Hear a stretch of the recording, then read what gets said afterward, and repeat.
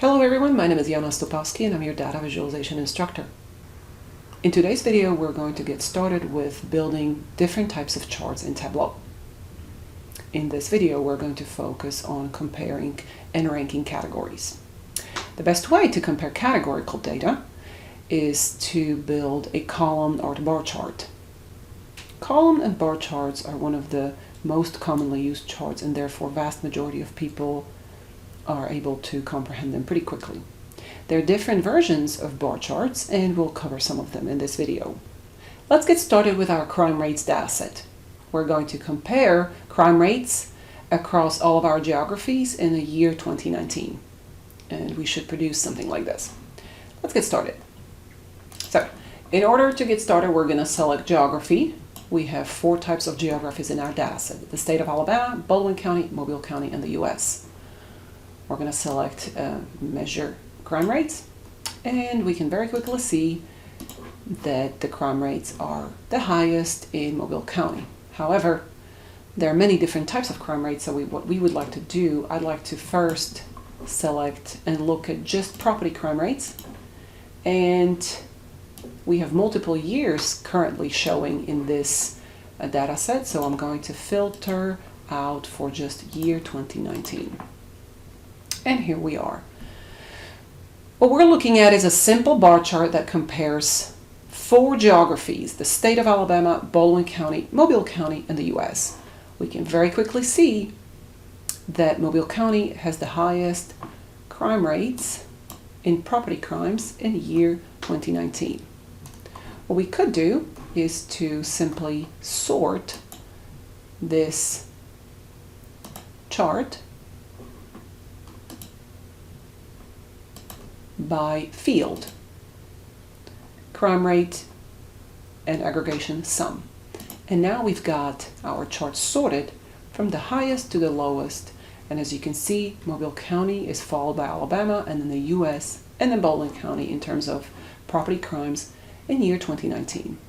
Simply the length of a bar is one of the pre-attentive attributes here we're using here strategically to show to the audience that this bar is the tallest and it's Mobile County, which has the highest property crime rates in year 2019. For better view, because we're ranking these 4 categories, we could simply flip the chart and make it horizontal. Horizontal bar charts, especially when using length of a bar for comparison, are much easier to grasp by human eye. This is a traditional bar chart that allows us to quickly break down our data into categories and rank them to be able to see who is leading our metrics or who is at the bottom of the ranking. This is a bar chart because it's horizontal, and if we wanted to flip the chart, we would refer to this one as a column chart simply because it's vertical, and each bar would represent a column. If we wanted to, we could simply make one or multiple categories stand out depending on what story we want to tell.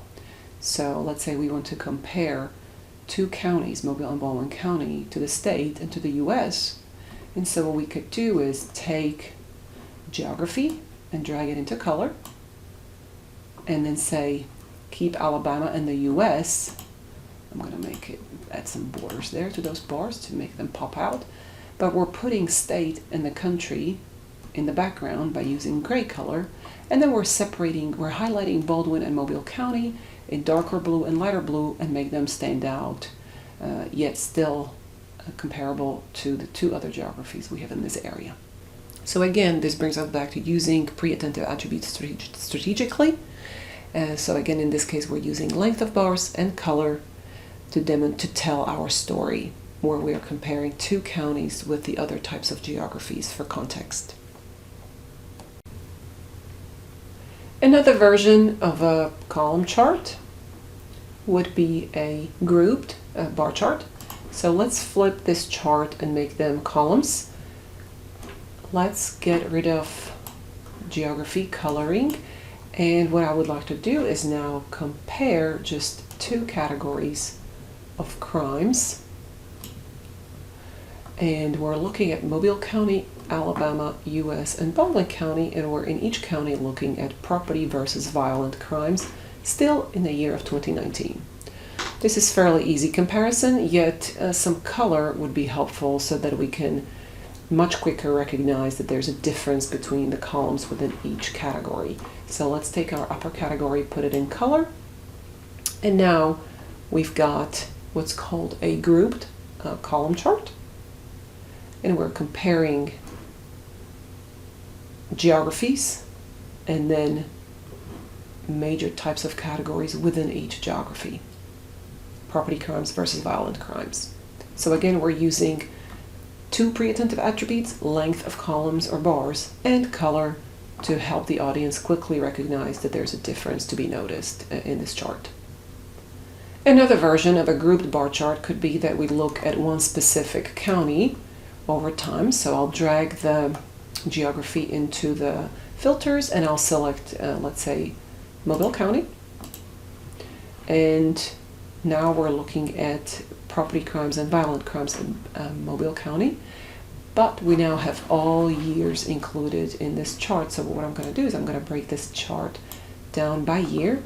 And again, we're looking at grouped column charts, which now shows us property versus violent crimes in single county, Mobile County in this case, in a timeline leading from year 2011 to 2019.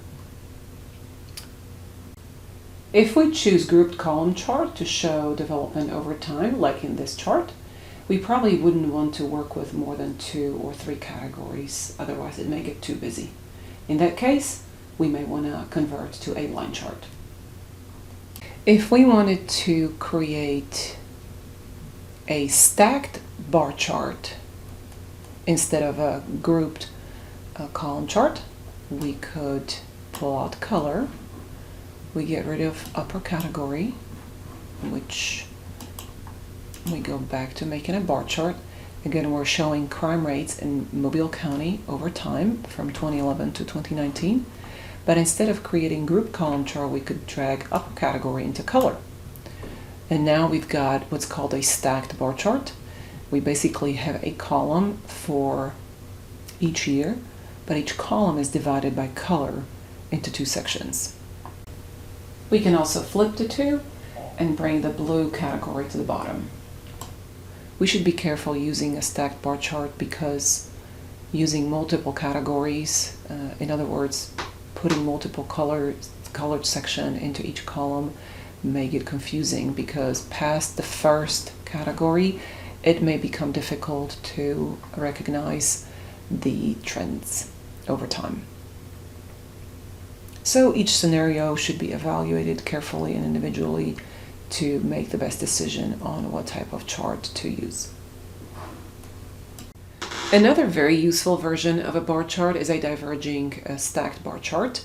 And I'm not going to share with you steps on how to build this chart because there are many available tutorials out there on Google.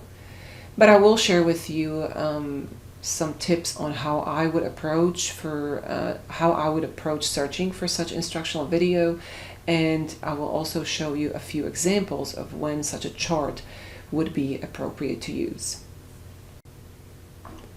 I would start off with searching for diverging bar chart tableau.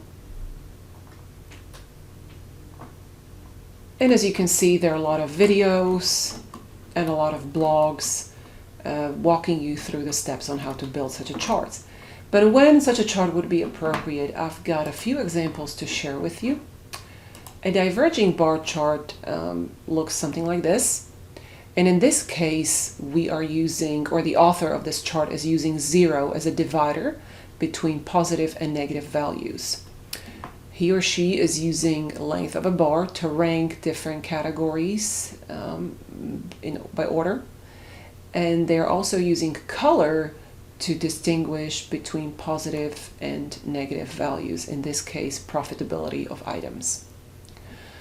There are situations in which we don't have to use the middle line as a divider between positive and negative values, we can simply just distinguish between two different categories. In this case, the author is using the middle to show labels for years, and he or she is essentially creating a timeline and dividing between, in this case, male and females. And the third scenarios in which such a chart would be appropriate would be to use for a survey, where we can use the middle for neutral values and then use left of the middle for strongly disagree and disagree values versus agree and disagree, agree and strongly agree on the right side of the middle values. In this video, we've covered basics of how to build simple bar and column charts in Tableau, and I've shared with you some additional examples of other versions of column and bar charts.